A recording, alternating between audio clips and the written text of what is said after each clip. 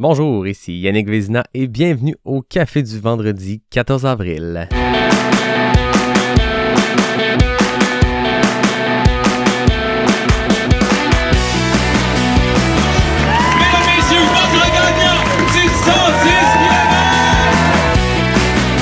Si tu commences à te sentir bien en courant un ultramarathon, fais-toi-en pas, ça va passer. Grand champion du 125 km! C'est la Minute NAC et aujourd'hui, j'ai le goût de vous parler de leur équipe d'athlètes pro parce que avec le temps, il y a beaucoup de grosses pointures de notre sport qui ont choisi NAC pour les accompagner dans leur entraînement puis leur course. Puis ça, c'est pas un hasard parce que si les meilleurs au monde choisissent NAC, c'est parce que la gamme complète de produits Ultra Énergie est tout simplement la plus complète et la meilleure sur le marché. Point final. Pensez-vous vraiment que Mathieu Blanchard, Audrey Tanguy ou Dakota Jones choisiraient NAC pour une autre raison? Autant dans les 100 000 avec des Marianne Hogan, des Camille Bruyas ou l'Allemand Hannes Namberger, que dans les distances marathon ou cours ultra avec des Maud Matisse, Sylvain Cachard, Mélodie Gilbert, NAC accompagne les meilleurs. Puis si ça marche pour les meilleurs, ça peut certainement marcher pour toi. NAC t'offre 15% de rabais sur ta première commande sur le NAC.com avec le code promo pas sorti du bois, PASSORTIDUBOIS. Bon épisode tout le monde! Ouais, on n'est pas sorti du bois, hein? Salut tout le monde, bienvenue à ce 147e épisode de Pas sorti du bois. Un autre vendredi, un autre café du vendredi. Puis aujourd'hui, j'ai 3 sujets à vous parler avant qu'on tombe dans la portion entrevue de l'épisode. Première chose, je sais pas si vous avez vu ça, mais il y a le projet Immersion Mont-Blanc qui a paru sur les médias sociaux. C'est un projet de 3 ultramarathoniennes de Québec, donc Emmanuelle Salambo de Guara qui l'avait annoncé à l'épisode 129, Karel Cadoret et Alexandra Tremblay. Cet été, elles vont tenter de boucler le Tour du Mont-Blanc, donc une petite trotte de 175 km et 11 000 mètres de dénivelé positif en 4 jours, avant de s'attaquer à l'ascension et l'atteinte du sommet à 4800 plus mètres d'altitude. C'est pas rien, on fait le tour, on monte, aller-retour en haut. Très trippant comme projet, puis Pas sorti du bois a la chance d'être le partenaire média du projet. Ça veut dire quoi? Je vais vous donner des updates sur le projet, autant dans les cafés du vendredi que sur les médias sociaux. Je vais accueillir le trio au podcast à la suite de leur aventure. On va faire la promo du documentaire, etc., etc. Le samedi 22 avril, donc ça s'en vient très rapidement, il organise un entraînement choc type backyard à Québec, donc un objectif de 12 heures, 12 boucles de 6,7 km. Donc, un total de 80 km. Le point de départ et les ravitaillements vont se faire à la Maison Smith Limoilou, donc entre 7h AM et 7h PM le 22 avril. Elle vous invite à venir vous entraîner avec elle. Vous faites le nombre de boucles que vous voulez. Donc, ça peut être un moyen cool d'aller faire vous autres aussi un entraînement en prévision de vos objectifs. Puis, par le fait même, donner un peu de visibilité à leur projet. Ils ont aussi un GoFundMe pour les aider dans ce projet-là. Donc, vous allez trouver le lien dans la description de l'épisode. Le but de leur levée de fonds, c'est de documenter cette histoire-là qui est une histoire d'endurance, de dépassement au féminin. Puis, il y a très peu de films d'aventure présentés par des athlètes féminines dans l'industrie du plein air. Eux autres, ils voient une nécessité d'en créer un, de faire un film comme moyen d'inspirer d'autres femmes à repousser leurs limites physiques et mentales dans toutes sortes d'aventures. Pas obligé de monter le Mont Blanc, aller-retour en haut pour vous dépasser, mais vous voyez un peu leur processus. C'est super intéressant. 3 filles très inspirantes, ça va être le fun de les suivre. Puis, avec votre soutien, avec le GoFundMe, leur mission, c'est de documenter leur aventure, de créer un film qui va les suivre tout au long de la préparation, des entraînements, de l'organisation de ce projet-là et bien sûr, le Tour du Mont Blanc lui-même avec l'ascension. Parlant de films inspirants mettant en vedette des femmes fortes, la semaine passée, je vous en parlais aux côtés d'Anne Bouchard et Caroline Côté, le projet Caribou, mais surtout les projections du film Caribou réalisé par Caroline Côté. Depuis la diffusion de l'épisode, il y a d'autres choses qui sont confirmées, donc je vous fais un petit update là-dessus.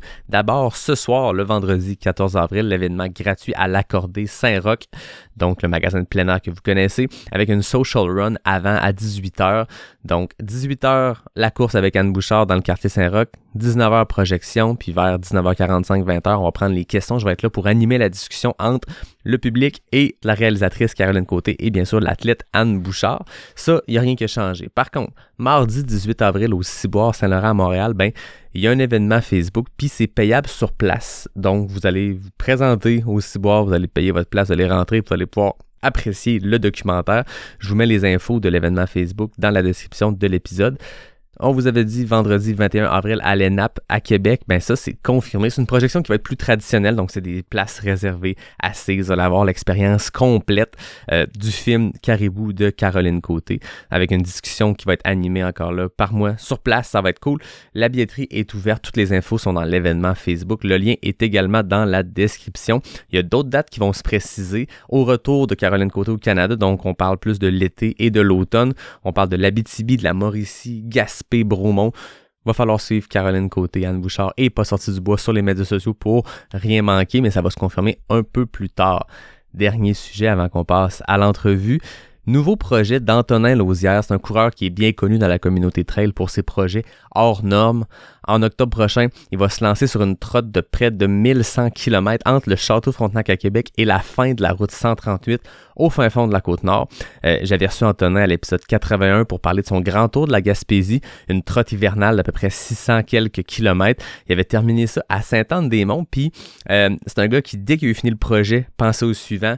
Termine ça à Sainte-Anne-des-Monts, regarde l'autre bord du fleuve, voit la Côte-Nord et bang, l'idée de son prochain projet venait de germer. C'est un gars qui revient d'une blessure, qui s'est fait enlever des vis dans les os.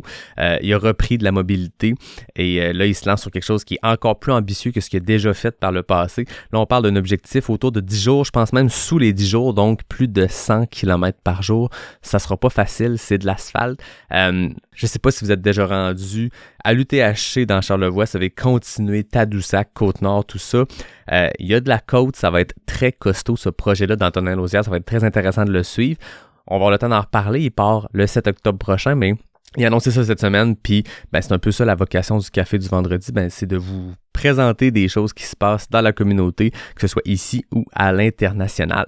Parlant de l'international, il y a des grosses courses qui ont lieu dans les 2 prochains week-ends. Puis pour jaser de ce qui va être à surveiller, j'ai fait appel à un bon ami à moi que vous connaissez bien, notamment grâce à sa présence dans les épisodes Jazette de Geek, et j'ai nommé Nicolas Dan.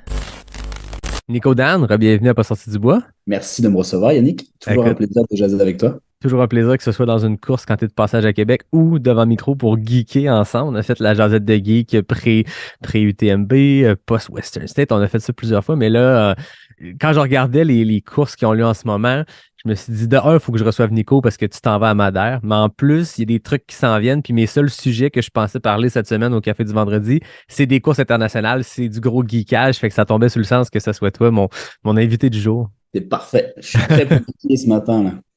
Fait qu'on a 2 sujets. J'ai le goût qu'on se garde Madère comme dessert parce que non seulement, comme je te dis, on va pouvoir geeker sur qui est là, ça va être c'est quoi les prédictions, mais surtout, tu t'en vas faire la course. Fait que je pense qu'on va pouvoir parler de ton entraînement, de comment ça se passe, la préparation pour ça. Mais avant toute chose, là, on est vendredi. Demain, c'est le départ de l'Istria 100 en Croatie. C'est un parcours extrêmement exigeant qui traverse la Croatie d'est en ouest. C'est une course qui est by UTMB, fait que nécessairement avec le nouveau système de points, c'est une porte d'entrée pour les élites, parce qu'on se rappelle que même si un Kylian Jornet ou un Mathieu Blanchard ont remporté ou fait un temps record l'an passé à l'UTMB, ils peuvent pas y retourner cette année par leur résultat 2022. Il faut que tu fasses un top 3, il faut que tu fasses un podium sur une course by UTMB. Puis Istria 100, non seulement c'est une course où il y a des gros noms qui sont là, il y a un certain, je sais pas si tu connais, Jim Walmsley. Ah ouais, je le connais. Un petit Américain, la grande tige, qu'on l'appelle. Il va vite, lui. Hein, il va quand même vite. Donc, pour mettre les gens en perspective, Istria, le 100 miles, c'est un 168 km, 6600 mètres de D+. Record du parcours en 17h51. Donc, ça roule, mais pas tant que ça. Quand on regarde le profil, on est quelque chose qui ressemble à la Western State, puis on a un record du parcours quasiment 3h30 de plus haut qu'une course comme Western State, par exemple. Donc, ça va être intéressant de voir ce que l'ami Jim va faire. Mais toi, qu'est-ce que tu en penses? Istria, est-ce qu'il y a une réelle compétition? Sur ce qu'on a regardé, moi, j'ai regardé pas mal la start list, là, puis pour vrai, logiquement, Jim, il doit gagner ça. Moi, je vois pas trop à part une énorme défaillance de Jim, moi, je vois pas vraiment quelqu'un qui peut aller le chatouiller. Après, tu as des Hugo Ferrari, Arthur Bouillon, qui joue là aussi, mais... Yannick Noël, Guillaume Denef, il y a un Tchèque aussi qui a gagné des courses by UTMB, mais tu sais, c'est ça, je pense que c'est tous des gars qui pourraient remporter Istria 100 si Jim a une mauvaise journée. Ouais. Malheureusement, c'est ça un peu le contexte de la course, mais... c'est ça, c'est quand même un record de parcours à 17h30. Moi, pour avoir pas mal regardé des vidéos, les vidéos UTMB, etc., il y a quand même des parties qui sont quand même assez roulantes dans des genres de pâturage, etc. Donc, C'est sûr que lui, avec ses grandes jambes, il va pouvoir dérouler la foulée. Mais c'est ça que si ça arrive sur des portions où ça peut rouler un petit peu plus, les gars derrière, je vois pas des gars qui peuvent aller aussi vite que Jim sur ces portions-là. Non, c'est ça. Maintenant qu'il habite en France, il est habitué à avoir des terrains aussi qui peuvent être assez rocailleux, etc. Donc, je pense qu'il a pogné l'expérience. Puis cet hiver, il a fait énormément de D+, que ça soit Alors, c'est ça. chose. Donc, Pour remettre les gens en contexte, Jim Wamsley, bon, triple gagnant de la Western State, un gars qui performe extrêmement bien sur des parcours plutôt roulants, mais encore là, on l'a vu faire des grosses performances aussi un peu partout dans le monde. Puis sa bête noire, ou en tout cas la seule course qui n'a pas encore réussi à craquer le code, c'est l'UTMB. Comme tous les hommes américains de l'histoire, il n'y a jamais personne qui s'est rapproché d'une première position. On a un homme qui était deuxième, quelques hommes qui ont été troisième, mais aucun homme américain a gagné l'UTMB. Jim, depuis 2017, s'essaye sur l'UTMB. 2017, il avait fait une 5e place, une année qui était juste ridicule. Le podium était François Daen, Kilian Jornet, Tim Tollefson, puis dans le top 10, tu avais Dylan Bowman, tu avais Pau Capel qui l'a gagné, tu avais Xavier Thévenard. C'était une année qui avait aucun sens. Jim avait fini 5e. Ça commençait bien. Mais ensuite, DNF 2018, DNF 2021, 4e l'année passée après avoir mené une partie du parcours, mais Kilian et Mathieu ont une gestion de course bien supérieure. Jim s'est donné 2 ans pour tenter l'approche européenne, parce qu'on dit souvent qu'il y a beaucoup de monde, il y a beaucoup d'articles qui ont été écrits sur pourquoi les hommes américains ne remportent pas l'UTMB. Il y a plein de choses, il y a plein de facteurs. Je pense que les coureurs américains n'ont peut-être pas les conditions des coureurs européens, c'est-à-dire la nordicité, l'aspect alpin, même avoir du dénivelé au Colorado et tout. Je pense que les courses européennes sont très alpines. Tu peux avoir de la neige en plein milieu de l'UTMB. Fait que Jim, parle-nous-en un peu. Sur son 2 ans, il s'en va vraiment vivre la vie européenne. Ah oui, vraiment. Puis tu sais, on le sait, enfin, on le sait tous. Jim est très, très proche de François Den. Ouais. Et pour moi, Jim est secrètement coaché par François d'une certaine manière. Puis François doit vraiment l'apprécier et se dire il aimerait bien que ce soit lui qui gagne l'UTMB. Et j'ai l'impression que Jim est en train de prendre la même façon de s'entraîner et philosophie de François, à dire faire beaucoup de ski l'hiver, très, très peu de courses quand même. Je regardais son volume de course à Jim, s'il met pas tout sur Strava, il a que 740 kilos. Oui, d'accord, il a 34 000 mètres de dénivelé, mais 740 kilos en avril, c'est pas tant. Donc, pour moi, je pense qu'il est en train de prendre une approche qui ressemble pas mal à celle que François a prise, puis qui a été très, très... il y a eu du succès, François, on le sait. Donc, pour moi, je pense que cette année, s'il fait les choses bien, puis on va le voir à Istria, ça se peut qu'à Istria, il arrive puis qu'il défonce tout, puis ça se pourrait très, très bien. Et s'il défonce tout, ça va faire très, très peur à ce qui s'en vient pour les prochaines semaines, les prochains mois, parce qu'on est en avril, après le build-up, il va être très, très, très, très long encore pour l'UTMB, mais s'il pose déjà les belles briques, les belles fondations pour ça, moi, je pense qu'on peut voir une très, très belle saison de Jim, puis ça se pourrait bien aussi qu'on puisse voir le premier Américain qui passe large de Chamonix en première position. Ça serait quand même cool pour l'histoire.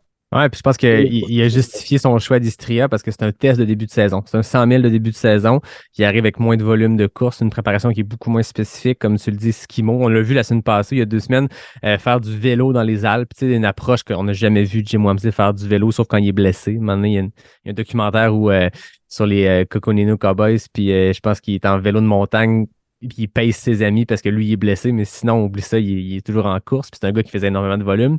Il a une approche très européenne. Il est dans le Beaufortin. Il est pas loin d'où François Daen avait son vignoble.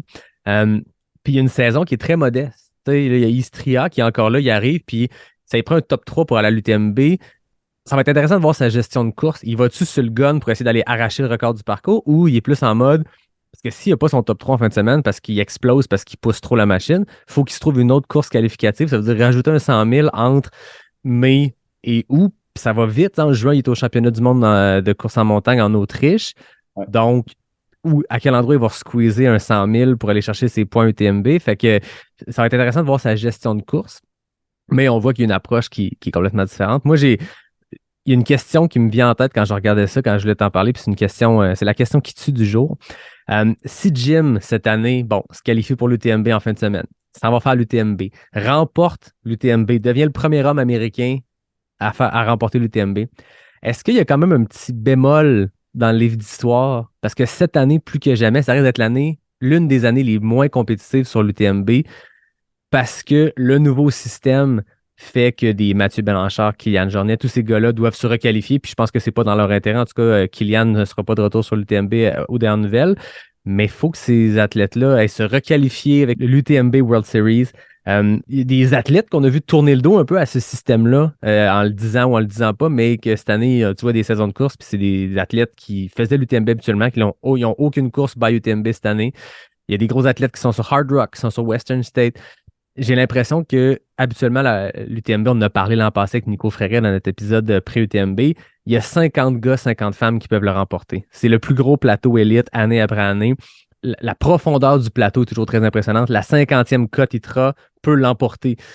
Ouais. J'ai gros doute que cette année, ça soit ça à l'UTMB. J'ai l'impression qu'un Xavier Thévenard a dit qu'elle allait sûrement essayer un by UTMB pour y retourner. À part ça, on ne sait pas qui a vraiment l'intérêt d'être à l'UTMB dans les élites. Donc, on n'aura pas un plateau comparable aux dernières années. C'est mon feeling. Zach Miller peut-être de retour, mais on va être très, très loin d'un plateau comme les années passées. Donc, grande intro pour poser ma question. Si Jim remporte l'UTMB cette année, alors avec un plateau d'élite beaucoup moindre que les dernières années, est-ce que ça rajoute un bémol au livre d'histoire? Ben moi, je pense pas.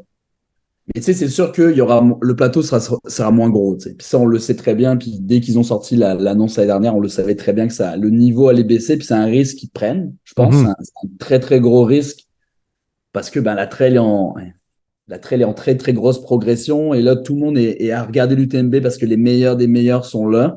Et là, en fait, tu mets une contrainte qui fait que tu n'auras plus les meilleurs des meilleurs parce que ils vont se focaliser sur d'autres affaires parce qu'il faut faire une course pour se qualifier, nanana, alors qu'avant, c'était un peu porte ouverte, si tu es le meilleur, tu peux y aller. Ça ne mettra pas de bémol, mais on va un peu se fier au temps. C'est con, mais c'est très dur de pouvoir jauger parce que tu as les facteurs météo, etc. Mais on va quand même se figer au temps. Tu sais. Tu verras le temps que Jim va faire, s'il le remporte, on va pouvoir se caler un peu sur les autres. Mais c'est sûr que c'est la bataille qu'on a eue entre Kylian et Matt l'année dernière. C'est sûr que ça a permis à ce que le temps soit très bas parce qu'ils se sont tirés la bourre à deux. Ouais. S'il y a personne qui tient Jim, ça va être. S'il y a personne qui concurrence, ça va être très très dur. On va se dire que comme Pau Capel, quand il a fait de premier tout le long de la course, est-ce que s'il y avait eu quelqu'un avec Pau, ça aurait descendu encore plus bas? Certainement. Sûrement. On se rappelle que sa descente à Pau Capel, il prenait ça super easy. Il avait 2 heures d'avance sur le deuxième, puis il avait pris ça quand même très cool. Puis c'est bien correct. Là. Je veux dire, t'es en fin de 100 000, t'es défoncé, puis t'as pas quelqu'un qui te colle au cul. L'an passé, Mathieu chauffait le cul à Kylian. Les deux gars se sont tirés vers le haut. Puis encore là, le temps, ça veut rien dire parce qu'on parle du sub 20 heures sur le parcours classique, mais une année sur deux à l'UTMB, c'est pas le parcours classique. En 2017, tout le monde était sous les 20 heures, mais c'est un parcours qui avait une portion de route qui avait été ajoutée pour remplacer du technique à cause que je pense qu'il y avait des accumulations de neige. Le parcours change tout le temps. L'année passée, Mathieu et Kylian ont eu des temps exceptionnels. La température n'était pas particulièrement parfaite. Je veux dire, il y avait plu pendant la CCC, donc je veux dire, quand Kylian et Mathieu et les 2000 coureurs de l'UTMB ont fait le parcours, il y avait des sections bouetteuses parce que tu avais 2000 coureurs de la CCC qui avaient couru dans la boîte. Tu sais, il y aura toujours ça, mais je suis quand même d'avis avec toi que c'est le temps qui va peut-être nous dicter un peu plus ça. Une victoire à l'UTMB, c'est une victoire à l'UTMB, ça n'enlève rien, mais tu l'as dit, c'est un risque quand même qu'ils ont pris l'UTMB. Puis je pense que dans 4 ou 5 ans, si leur UTMB World Series est rendu à 80 courses by UTMB dans le monde, puis que chaque région du monde a son by UTMB, puis ça devient beaucoup plus facile, autant pour le coureur moyen que pour l'élite de participer, d'aller chercher ces points-là. Ça va être différent, mais là, le nombre restreint amène aussi un nombre restreint d'élites. J'ai très hâte de voir le start list. On va sans doute se faire une jasette de geek avec Nico Fréret cette année, pré-UTMB, puis on aura le temps d'y revenir, mais mon feeling est que Jim va être peut-être moins challengé, mais encore là, c'est un Xavier Thévenard et un Zach Miller sont là, les deux. On va quand même un foutu show, puis il va y en avoir d'autres qui vont s'ajouter, on s'entend. Puis Zach Miller pourrait devenir le premier Américain à gagner l'UTMB. Le chemin semble tracé pour Jim, puis il semble faire les bonnes choses pour ça, mais Zach est en feu. Là. Zach revient très très bien. Il était dans le trou pendant très très longtemps, mais il revient. Je pense à Andorre, il est super bien fait. Ouais. Donc, je pense qu'il y a moyen qu'il revienne très très bien. Mais après, on ne sait jamais, c'est les gars qui vont faire la Western, ils vont avoir leur ticket. Donc, est-ce qu'on va en avoir un là-dedans? Est-ce qu'on aura une surprise qu'on verra Monsieur Blanchard qui ne le dit pas, mais peut-être que si jamais il fait un top 3 Western, peut-être qu'il va se tenter à faire le doublé, on ne sait jamais. Ouais. Mais c'est sûr que le plateau sera moins moins alléchant, mais ça enlève à rien qu'il y aura au moins 20-25 gars qui vont pouvoir se tirer la bourre et filles là-dessus pour Exact. quand même assez cool à suivre. Avant qu'on passe à Madère, je tiens à mentionner que l'ami Guillaume Audette, un gars de Montréal, va être sur le 69 km à Istria. Guillaume, on aura le temps d'y revenir. On se parle, lui et moi, puis peut-être que l'automne prochain, il fera un petit passage à Pas sorti du bois, un petit ou un long passage. Mais Guillaume, on se connaît depuis longtemps, puis on avait tenté en 2020, les deux, d'aller chercher notre ticket pour la CCC. J'avais été chanceux, j'avais été pigé, mais Guillaume, ça fait quelques fois qu'il n'est pas pigé. Puis là, cette année, il y a une saison qui est vraiment alignée pour aller chercher ces Running Stones-là pour... donc, il va être à Istria là, puis je pense qu'il est à The Canyons, comme beaucoup de Québécois. Une course en Californie qui a lieu un peu plus tard au mois d'avril. Donc, Guillaume, on souhaite une bonne course en Croatie. Madère Island Ultra Trail, une course, je pense que c'est devenu, de par la réputation de la course, de par la beauté de ce parcours, de par le niveau de compétition qui attire l'attention chaque année, j'ai le goût de te dire que c'est dans les 5-10 plus grosses courses ou dans les plus suivies d'Ultra Trail au monde en ce moment. Chaque année, l'UTMB, Hard Rock, Western, Diagonale. Madère est pas loin, c'est une course qui est vraiment unique.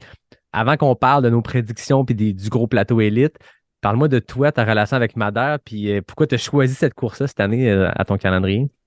Mais moi, ça a toujours été, quand j'ai commencé à faire du trail, ça a toujours été une course qui m'a attiré. Puis moi,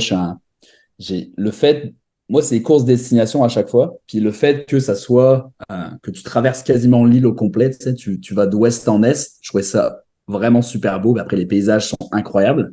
Moi, je suis un très, très grand fan des films comme Jurassic Park, puis c'est des trucs qui me parlent. Ben c'est ça, c'est une île volcanique, ça a l'air complètement fou, là. Et tu sais, c'est un parcours que j'aime bien. Moi, j'adore quand ça monte longtemps. Puis Madère, c'est 115, puis 7000, puis les 7000 sont quasiment sur les 80 premiers kilos. Tu sais. C'est ça. C'est vraiment, vraiment intense. Et tu sais, mon collègue et ami Max l'a déjà fait, puis il m'a toujours dit, s'il y a une course où je retournerais, ça serait Madère. Tu sais. Il dit, moi, j'y retournerais, c'est un truc comme ça que je voudrais. Et l'idée a germé un peu dans nos têtes, puis d'un moment donné, c'était genre, début d'année, moi, j'étais un peu réticent parce que les courses de début d'année, on est au Québec, c'est très, très difficile de s'entraîner. Mais dès que les inscriptions sont ouvertes, parce que ça part super vite, Ouais. les inscriptions pour Madère, dès que ça s'est ouvert, j'ai tout de suite mis mon nom là-dedans en me disant, on va essayer une course en début d'année. Jamais fait ça. Donc, ça a été un processus d'entraînement qui était quand même assez différent de ce qu'on fait d'habitude. Ouais, parlons-en parce que la course est extrêmement de dénivelé, comme tu le disais, beaucoup d'escaliers, en tout cas d'escaliers naturels avec des roches. Comment on se prépare, comment on s'entraîne à Montréal, à Québec, quand on s'en va faire Madère à la mi-avril? Mais moi, j'ai eu une approche assez bizarre, puis on va voir si ça marche. Mais j'ai quand même été pas mal magané après Bromont l'année dernière. Tu sais, j'ai eu risque de fracture de stress des deux côtés, donc ça a quand même pas mal atténué ma préparation, on va dire hivernale, parce que j'avais un petit peu, je faisais beaucoup de vélo. J'ai vraiment beaucoup fait de vélo cet hiver. Donc sur Zwift, je faisais pas mal de dénivelé, etc. Tout ce qui était renforcement musculaire, j'en ai quand même fait pas mal. Puis la course à pied, tu sais, le volume n'a pas été là en tant que tel, mais j'ai fait pas mal de dénivelé, donc des escaliers, etc. Ça, j'ai fait beaucoup de séances d'escalier parce que Madère, c'est ça, c'est des escaliers. Mais tu sais, ça n'a pas été optimal, mais je suis totalement en paix avec ça, tu sais, parce que les aléas de la vie, les stress de la vie font que parfois, t'as pas envie de t'entraîner ou autre chose, puis il faut accepter ça. Mais mentalement, tu sais, je suis prêt à y aller, je suis prêt à profiter aussi de ça. Faut pas se mettre trop de pression. Tu sais, la course, c'est fait pour plutôt voir du pays et être relax. Mais tu sais, je suis très excité de faire cette course-là parce que je pense que les paysages vont être fous. On va être avec des amis, il va falloir profiter. Puis, tu sais, il va y avoir des bons coureurs là-dessus aussi. Donc, c'est toujours un peu excitant, c'est d'être sur des lignes de départ avec d'autres pros, etc. Puis, tu sais, des gars comme Elliot, comme Jeff, comme Joanie qui seront là aussi avec Julien, puis Martin, ça va faire un peu un Québec style à Madère, donc ça va être quand même assez cool. Ah oui, grosse délégation québécoise, tu l'as dit. Jeff Cochon, Elliott Cardin, toi, tu es sur le 115. Johnny Desroches aussi sur le 115. Sur le 85, on a Maxime Simard, Marie-Lou Baudette. J'en oublie certains, il y en a plusieurs. Là. Julien Lachance, Martin Dagenet sur le 42, Jean Fortier. Puis, je sais que lui, sur le 60, il y a une gang du QMT parce qu'on l'a vu, le QMT, maintenant, une course partenaire avec Madère. Donc, le 110 kg du QMT, le 115 de Madère, c'est des courses partenaires. Si tu gagnes le QMT 110, tu t'en vas à Madère l'année suivante. Donc, ils sont là avec une gang du QMT. Beaucoup du monde du CTM aussi, du Club de Trail de Montréal que tu disais. Grosse délégation québécoise. Puis, j'ai le feeling, on va jouer au jeu des prédictions, on va revenir avec c'est qui nos élites internationaux, mais moi, j'ai le feeling qu'on a des Québécois qui pourraient faire très, très bonne figure à Madère. Oui, oui, tu sais, on connaît tous, là, entre Jeff et Elliott, ça, c'est très, très, très solide. Joanie, très, très solide aussi. J'ai hâte de voir parce que Jeff a fait un entraînement pas possible sur l'île de Madère depuis qu'il est arrivé. Puis, tu sais, Elliott, il a le volume qu'il a fait pour sa course aux US, puis il a réussi à mettre du D+ dedans. Il y a aussi deux autres Québécois qui vont être là. Je les ai pas cités tantôt, mais c'est Émeric et Vincent Mallette. Eux, ils ont fait le Gaspésia. Ils avaient fini, fini avec moi au Gaspésia. Puis les deux gars sont vraiment, vraiment bien entraînés aussi, là. Mais tu sais, moi, je m'attends beaucoup à voir, tu sais, Jeff et Elliott, je pense que ça va être très, très, très intéressant de voir ça. Moi, je pense sincèrement que Jeff a des très, très grosses chances de faire un top 5. Moi, je pense. Oui, puis Jeff, Elliott, je veux dire, très en forme, du gros volume dans les derniers temps, du gros temps sur les pattes. On le voyait faire des journées de skimo puis finir avec des laps du Mont-Saint-Anne à la course. Il est arrivé 3 semaines avant la course à Madère. Ça faisait 4 jours qu'il était là. Il avait déjà fait 2 fois le parcours. Il a fait de l'aller-retour. Écoute, il a vu le parcours sous tous ses angles. Il me disait, parce qu'il vient souvent au Cute à Québec, on jase souvent, puis il me disait que son but était de finir ses blocs d'entraînement là-bas, donc d'arriver quand même d'avance, de pas juste arriver à Madère, puis être en affûtage, puis essayer de se limiter à pas trop faire de kilos, mais quand même vouloir explorer. Là, il s'est assuré d'arriver assez d'avance pour que sa dernière semaine de son gros bloc d'entraînement, que son gros volume se fasse là-bas. Donc, acclimatation, on est là. Il s'est mis dans des conditions pour bien performer. Après ça, il y aura la journée qu'il y aura. Puis je pense que Jeff a une approche très le fun du sport aussi, où oui, il performe, mais Jeff, c'est un finisher. C'est un gars qui se rend au bout de peu importe la course, peu importe ce qui se passe. Mais si c'est une bonne journée, lui comme Elliott, ça va être impressionnant. Commençons avec les femmes. Donc, on a des gros noms qui sont là. Abby Hall, 3e de la CCC en 2022, 2e de la CCC en 2021. Je vais revenir beaucoup à la CCC parce qu'il y a beaucoup des athlètes élites qui ont fait la CCC.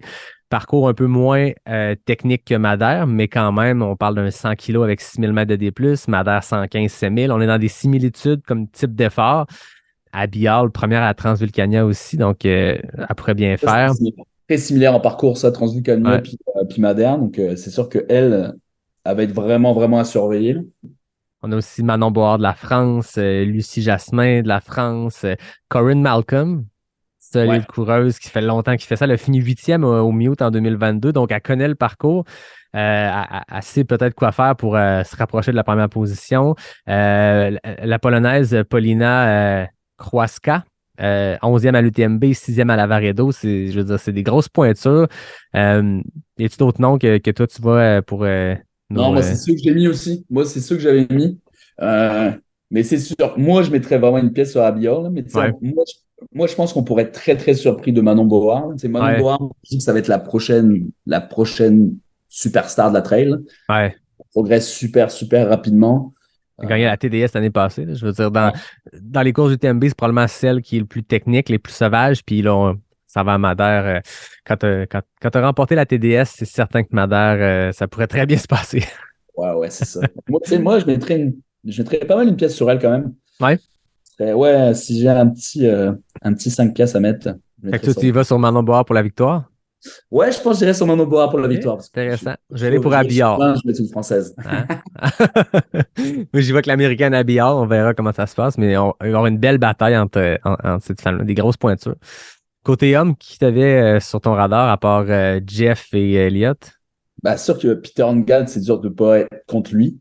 Moi, je me demande juste comment ça va partir, tu sais. Parce que je regarde les gars, je regarde la start list, je me demande si ça va partir vite ou pas. Mais sûr que, tu sais. Benoît Girondel, un gars extrêmement performant depuis très, très, très longtemps. Il a gagné 2 diagonales. Il a fini deuxième à la TDS. C'est pas un gars qui est connu pour partir à fond. Lambert Santelli, Chris Brown. Je sais pas à quel point, comme tu dis, ça va partir vite. Bah, tu sais, casquette verte, il aime bien partir vite, donc ça se peut que ça. Casquette verte va être là. Ça peut être le truc. Tu sais, Hugo Deck aussi. Hugo Deck, Ouais. moi, je l'ai surveillé quand même aussi parce que Hugo, tu sais, ça part quand même vite à chaque fois aussi. Ouais. Tu sais, Et Chris Peter Brown, Engdahl, on se rappelle l'année passée à la CCC, tout le monde voyait Jonathan Alben qui allait remporter, qui est une superstar de la trail en ce moment, une étoile montante. Un gars qui avait gagné l'OCC en 2021. Tout le monde dit OK, next step, c'est la CCC, un peu comme Blandine Lirondelle qui avait gagné l'OCC, qui a gagné la CCC l'an passé. Il y a eu une progression dans les distances. Tout le monde n'avait Dieu que pour Jonathan Alben qui allait remporter ça. Puis Peter Engdahl est arrivé puis il a explosé la course. Il est rentré la CCC en bas de 10 heures. Là. Ah ouais, c'est fou, pour C'est vrai. une bête, là. Ce Ouais, gars-là, c'est s'il est en forme, c'est une bête. Ouais. Donc, tu sais, moi, je mettrais. Sauf que lui, c'est dur d'aller contre lui. Chris Brown, j'ai hâte de voir, mais Chris Brown, Ouais. je pense que c'est un gars qui va être. C'est pas un parcours pour lui, je pense. Non, c'est ça. C'est un gars qui a bien fait Tarawera en Nouvelle-Zélande, donc très roulant. Il a bien fait à Western State aussi. Encore là, parcours plus roulant. Ça va être. Mais peut-être qu'il peut surprendre. Ouais, tu sais, je pense typiquement que lui, il va être là, tu sais, pour essayer d'avoir une bonne course. Mais moi, je pense pas vraiment qu'il va être dans le mix. Tu sais, moi, je Ouais. pense vraiment plus qu'un Jeff va beaucoup mieux se comporter qu'un Chris Brown là-dessus, même Elliott. Clairement. Elliott, moi, je suis curieux de voir parce que sûrement qu'il y a un petit peu moins de D+, que ce qu'il voudrait à ce moment-là de l'année, tu sais, parce que son entraînement a été un peu plus condensé après cette course aux États. Mais ça va être super intéressant à voir, là. Mais ouais, tu sais, moi, je mettrais Peter premier. Tu sais, Benoît Girondel, c'est ça, tu sais, ça peut. C'est un type de terrain qu'il aime bien, ça. Ouais. Même s'il part un petit peu moins lentement, tu sais, après ça, il va sûrement ramasser du monde qui est parti beaucoup plus vite. Moi, je serais pas surpris de voir Jeff Cochon courir avec Benoît Girondel. J'ai l'impression que c'est des gars qui ont des approches similaires. Jeff, s'il ne partira pas en avant pour exploser. Ouais. Puis Benoît Girondel, c'est un gars que, je veux dire, il a très bien fait la diagonale. Jeff a très bien fait la diagonale en étant intelligent dans sa gestion de course. Fait que je serais pas surpris de voir ces deux gars-là courir ensemble. Puis, tu sais, on se dit ça, mais il va y avoir tu sais, comme d'habitude, des Espagnols qui vont se pointer puis qu'on va pas les connaître puis qui vont arriver dans le mix. Là. C'est tout le temps comme ça. Ouais. Et tu sais, moi, je verrais bien un départ rapide, genre, des rapides, tu sais, Peter, Hugo, casquette verte dedans, là, puis derrière ça, les gars qui chassent, là, que ce soit Jeff, Elliott, etc. Là. Ouais. Mais ça va être super intéressant à voir. Ça va être aussi la gestion de la chaleur, tu sais. C'est chaud aussi à Madère, tu sais. Jeff, il est là depuis longtemps, tu sais, mais Elliott, lui, va arriver. Donc, ça va être aussi de voir comment on réagit à ça, tu sais, nous, les Québécois. Mais Elliott est en Estrie, il fait déjà chaud depuis des mois en Estrie. Ouais. Mais ouais, donc ça va quand même être, ça va être une belle course, je pense. Ça va être une très, très belle course, puis pour essayer de pas trop se faire mal aux cuisses en descente. Hein, parce que... Non, c'est ça, hein. Avec ta prédiction. Peter premier. Peter premier. Ouais. Peter premier, je pense, puis je pense qu'il va quand même le gagner assez aisément. Ouais. Je pense aussi que Peter l'emporte, mais moi, dans les prédictions, j'ai le goût de lancer là-dedans. Jeff, top 5. Puis casquette verte, Elliott, clairement quelque part dans le top 10. Ouais, moi je pense que là, non, t'as vraiment raison là-dessus. Là. Moi, casquette verte, c'est un gars qui est extrêmement performant, mais il y a beaucoup de volume aussi dans les pattes, il enchaîne beaucoup de courses. Mais clairement, il va très bien faire, je veux dire, avec le volume de course de ce gars-là. Il est assez régulier dans ses performances, dans le sens où l'année passée, à part, je pense que la Diag a été rough, soit c'était des top 5 dans des courses avec des plateaux immenses, soit c'était des victoires sur des courses très compétitives, sans grande vedette internationale, mais je veux dire, avec le volume de courses qu'il y a, puis très polyvalent aussi comme athlète, casquette verte, là, technique, pas technique, il n'y a pas de problème. Là. Ouais, pour vrai. Mais je suis d'accord avec toi. Jeff top 5, Elliott top 10. On pourra peut-être avoir une surprise d'avoir Elliott et Jeff top 5, ce qui serait vraiment très bon. Ça serait très beau. Ça serait très beau à voir. Mais je pense qu'ils vont avoir une très, très belle course. Ouais, ça va être intéressant à suivre. De ton côté, c'est quoi l'objectif? Plaisir? Moi, ça va avoir du plaisir, la finir, puis de pouvoir être capable de profiter de mes 6 dernières journées de vacances après. C'est ça, t'en profites après, là, tu restes là-bas. Ouais, moi, j'arrive avant et je reste après. Donc, l'objectif, c'est vraiment le plaisir. Je veux arriver là, puis je veux la finir quand même, je vais être pété, c'est sûr, mais finir bien pour me dire que, OK, après, je vais pouvoir regarder sur le reste de la saison, puis pouvoir regarder qu'est-ce que je pourrais faire. Donc, c'est vraiment, prendre du plaisir, passer du bon temps avec les amis, voir des beaux paysages, Si je peux faire la course avec des personnes que je connais, c'est encore mieux. Si je peux rencontrer d'autres personnes, c'est encore mieux aussi. Ah oui. Mais ça va être une très, très belle course. Ça, c'est certain. Écoute, Nico, merci de t'être prêté au jeu des prédictions, d'être venu parler de la Croatie, de Madère. Puis je te souhaite une super course. Amuse-toi. Profite du voyage, profite du Portugal et des beaux paysages de l'île de Madère. Merci. Puis on se voit à mon retour à Québec pour un petit café. Certainement, avant qu'on se laisse, c'est quoi les plans pour le reste de la saison, là, à part revenir à une jasette de geek pour parler de la Western State puis de l'UTMB? Côté course, as-tu des choses déjà en tête? As-tu déjà des dates au calendrier? J'ai failli cliquer sur le bouton pour m'inscrire au Bromont 160. Puis le monde va dire, man, il est maso parce qu'il revient tout le temps. Mais j'avais entré toutes mes informations. Puis après ça, je me suis dit, je vais attendre après Madère. On va regarder c'est quoi, parce que j'ai tellement des petites idées qui se mettent. J'aimerais bien. Enfin, il y a des amis qui me tannent pour la Boston l'année prochaine, et qui dit Boston, on dit il faut faire un build-up de marathon. Est-ce qu'avec la job, ça va être assez facile pour pouvoir mettre un build-up là-dedans? Mais en tête, c'est plus de retourner à Bromont, faire le 100 miles au mois d'octobre, puis d'avoir une préparation qui fait du sens. Ouais. La dernière, je suis arrivé là-bas, j'étais sous-entraîné, puis ça, c'était un constat réel. Ouais. Mais cette année, je pense que je vais être capable de prendre du temps pour m'entraîner, d'être beaucoup plus spécifique, puis d'arriver là-bas, puis d'être capable de pousser la machine un petit peu plus. Mais les plans peuvent toujours changer. Donc, mais ça serait. Laisse la place dans le calendrier pour des décisions dernière minute. Je vais essayer d'être un peu plus élastique cette année, puis me donner un petit peu plus de lousse, mais on checkera ça, mais je te tiendrai au courant assurément. Certainement.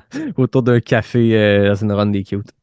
Yes. Hey Nico, un grand merci de t'être joint au café du vendredi. Toujours un plaisir de jaser avec toi. Merci à toi, puis passe une très, très belle journée. Merci. Puis comme d'habitude, je termine en remerciant David Hébert pour le design graphique, Fred Desroches pour le thème musical, NAC qui est le partenaire principal. Grâce à un certain Nicolas Dan, il y a plusieurs années, au tout début de Pas sorti du bois, qui a mis les bases de ce partenariat-là qui dure encore aujourd'hui. Je remercie aussi Noctem, Capic, Expédition, qui sont d'autres partenaires du podcast. Puis à tout le monde, je vous dis à la semaine prochaine pour un prochain Café du vendredi. Ciao!